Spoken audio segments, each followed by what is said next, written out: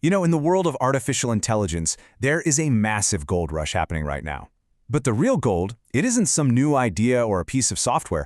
It's the physical hardware, the silicon that makes all of this AI stuff possible. And today, we're going to look at a battle of titans for control of that hardware, a fight that could seriously reshape the future of technology as we know it. Think about it. Every single time you ask a question to an AI chatbot, or you generate an image from a prompt, or really use any of those big language models, you're tapping into these gigantic data centers. And those centers are just packed with thousands and thousands of these specialized chips, GPUs, that are the true engines of this whole AI revolution. And here's the thing. For the better part of a decade, one company has had a near-total monopoly on these engines. So, what happens to the future of AI when a serious challenger finally steps into the ring?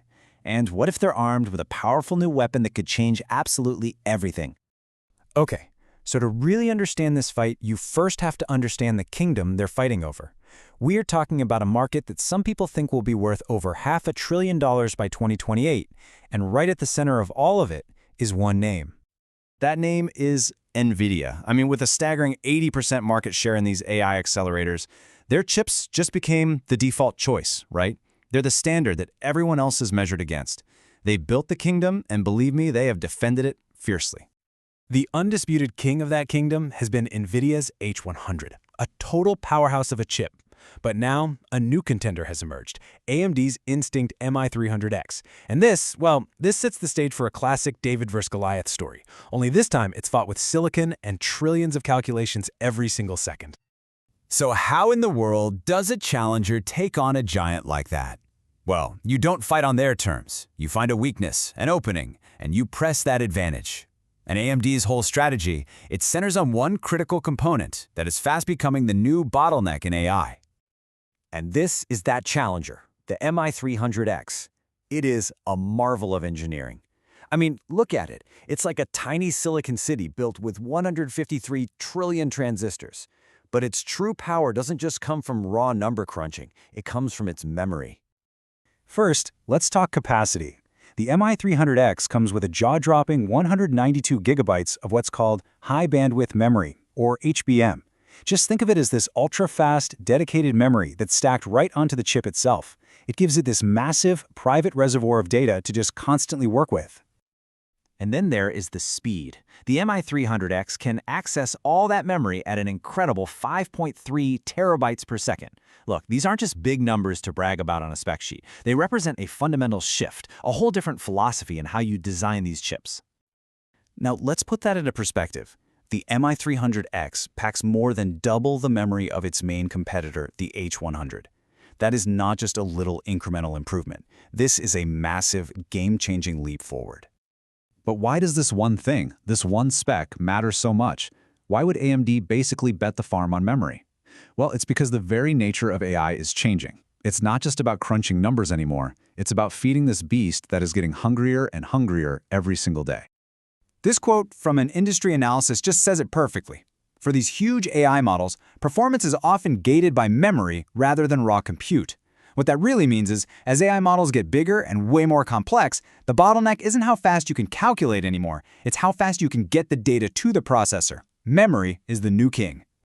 So what does this actually mean in the real world? Well, all this on-chip video memory means you can fit these enormous AI models, like Meta's Llama 3.1, onto a single server, without having to split it across a bunch of different machines.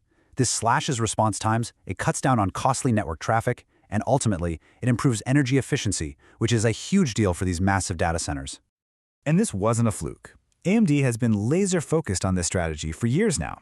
The MI300X represents a huge 1.5 times jump in memory capacity and a 1.6 times jump in bandwidth over its own previous generation.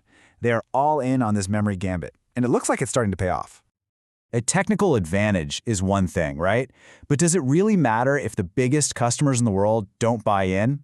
Well, it turns out they are. The largest tech companies, the ones literally building the future of AI, are taking very, very close notice. This whole strategic push is being led by AMD's CEO, Dr. Lisa Su. Her leadership has been just incredible, transforming AMD from this perpetual underdog to a company that's ready to go head-to-head for the top spot in what is arguably the most important market in tech today. And here it is. This is the ultimate validation. Meta, one of the absolute biggest players in AI, has chosen the MI300X to power its next-generation Llama 3.1 model. They are standardizing on AMD's chip for a very specific reason. Its massive memory can handle their massive AI. But it's not just Meta. Microsoft, Oracle, OpenAI, DigitalOcean, the biggest names in cloud computing and AI research are all deploying the MI300X. This is a seismic shift in the AI hardware market. It's a clear signal that the game has completely changed. And here's what that looks like in practice. This diagram basically shows a single platform with 8 of these MI300X GPUs all working together, all interconnected. This is the fundamental building block of a modern AI data center, and for the first time, AMD is right at the heart of it. So what does this all mean? What's the big takeaway?